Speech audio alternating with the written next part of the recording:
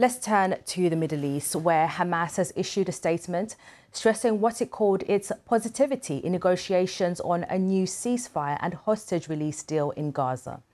Hamas also rejected a claim by the US Secretary of State that they presented unworkable changes to the deal. Antony Blinken said that American and other mediators will work over the coming days to see if they can reach an agreement for a ceasefire in Gaza. Well, our Middle East correspondent Yolande Knell is in Jerusalem and joins us now on the line. And Yolande, why do you think Hamas is issuing this statement when the US Secretary of State has already criticised their response to the ceasefire deal? I mean, really, Hamas is coming out here defending its own position. We heard from the US top diplomat, Antony Blinken, when he was in Doha yesterday, having looked through this Hamas reply to the latest three-phase plan that was outlined by President Biden back on the 31st of May, that Hamas was demanding changes, some of which were seen as being relatively minor. Later, a White House official said they were not unanticipated, those changes, but there were also changes there which Mr. Blinken described as being unworkable and going beyond previous positions laid out by Hamas. So in this short statement, Hamas says that it had signed up to a deal back on the 6th of May, but then afterwards pointed out that Israel began in earnest its military offensive in Rafah, this ground and air assault. And then it said also that while Mr. Blinken was speaking about Israeli approval of the latest plan, it wasn't hearing that same approval coming from Israeli officials. So it's asking the US to put more pressure on Israel to agree to this new ceasefire plan.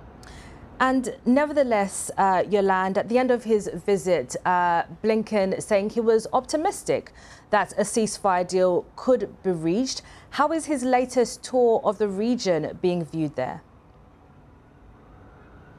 I mean, certainly this was a fast trip around the region by Mr. Blinken, a very timely one, given that the Hamas response came through at this point. It was just after there was a shift in Israeli politics as well, after the centrist minister Benny Gantz, seen as someone the Americans could talk to, left the emergency wartime government of the Israeli Prime Minister Benjamin Netanyahu, making him more reliant on hardliners. So Mr. Blinken knew that he had his work cut out for him as he went around the region trying to push Hamas in particular, but also for Israel to kind of sign up to this deal. We got the message from mediators that they were going to continue their negotiations to try to bridge the gap between the two sides. And some reports, certainly in the Israeli media today, about what some of the changes are that Hamas is demanding, which give us an idea of what negotiations may centre on.